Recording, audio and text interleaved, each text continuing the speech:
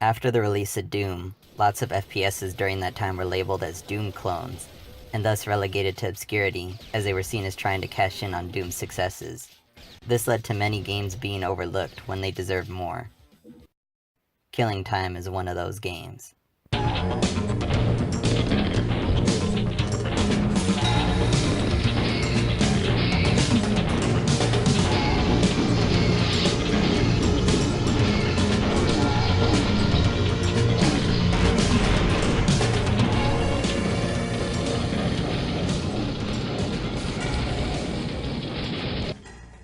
Originally developed by Studio 3DO for the 3DO in 1995, it was later remade from scratch for release on PC/Mac in 1996 by Logicware, and then updated in 2015 by the Jordan Freeman Group.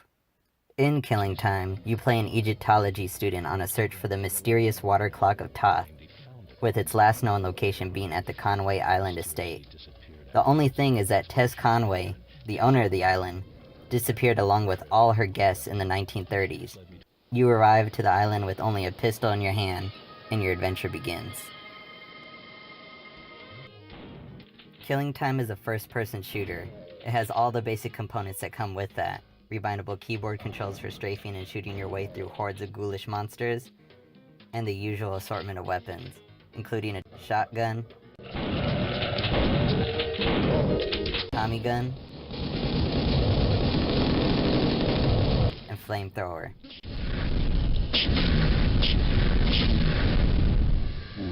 And sadly, little else. Then there is a couple of wrinkles that set it apart from other shooters of its time. One is the non-linearity of the Killing Time. While it is not completely an open world, as keys and locked doors gate players into only a few areas at first, all previous areas in the game are always available to return to. This is on top of there not being any load times outside of the slight stop when walking between areas. There's a sense of freedom that you don't get in other old-school FPSs. It allows the island to feel like a real place that's just begging to be explored, with areas as distinct as the gardens, the sewers,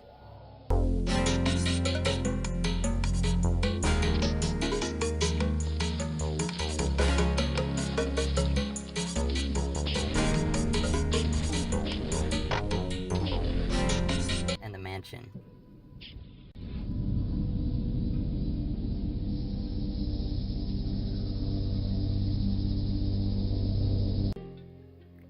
Second is that throughout the world there are apparitions of Tess throughout the game world. Going to them allows you to see an FMV showing something that happened the night Tess and her guests vanished. The FMVs are very much reminiscent of those seen in The Seventh Guest, in that it rewards exploration with bits of story, allowing it to be unfolded slowly.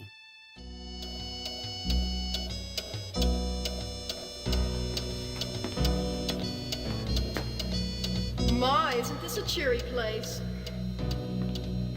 While the plot is nothing to write home about, the interactions between characters in the FMVs are enjoyable and humorous at points, making it in that I did actually watch them when I found them, especially the ones that foreshadow future enemies you'll encounter. I say, Robert, you haven't been meddling with my specimens, have you? What specimens were these, Mr. Fleming? In particular, my dung balls. You mean those little clots of manure? Those clots of manure, as you call them, were once pushed by the scarab beetles of Amun-Ra. Well, they have ample followers now. Why do you say that? I dispatched them to the sewer. Would you get me a plunger, Robert?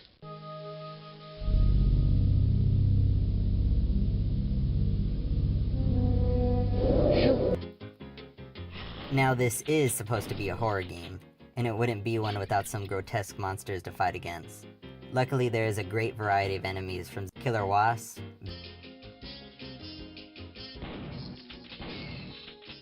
zombie gangsters,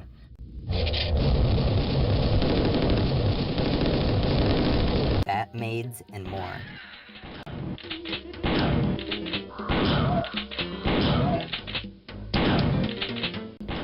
At least for most of the game. Later in the game, the introduction of new enemies peters out, and then they just throw everything at you.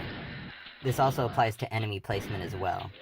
In the early game, it is tense as enemies are cleverly placed in corners, behind crates, in unlit rooms, to keep fear levels running high. But eventually it just becomes a gauntlet of enemies, where you just become desensitized to it all, and it becomes a standard FPS. Except for the rare ambushes, where you find yourself surrounded by tons of enemies.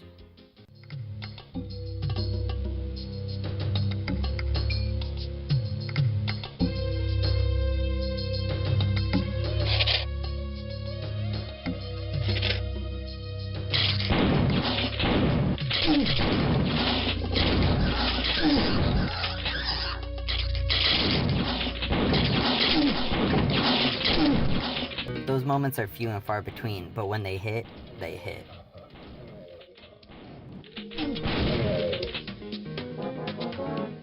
The soundtrack adds to the atmosphere of the game, from ambience when nothing's going on,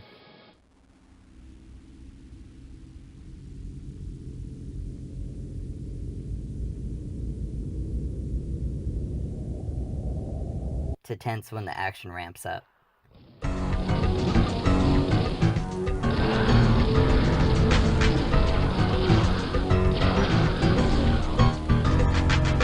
It also wears its 1920s jazz age influences on its sleeve through its soundtrack to graphics with the architecture of the mansion. The gameplay consists of the usual find key open door, which in this case comes in two forms. Average keys to unlock doors around the island, and winged vessels which act as both power-ups and keys for the endgame. There's no multiplayer to speak of, only single player, which clocks in at around 10 hours. I also heard the game was difficult, but I felt like it was just right and normal. This could be due to me using the mouse controls, which seem broken. Your movement speed depends on how fast you move your mouse, which when done correctly, allows you to reach ludicrous speeds.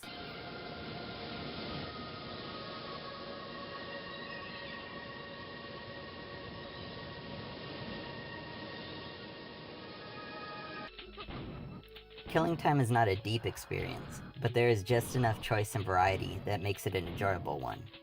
I like deciding where to go, cleaning the area out of enemies, watching the apparitions, finding the keys of winged vessels, then moving on to the next area.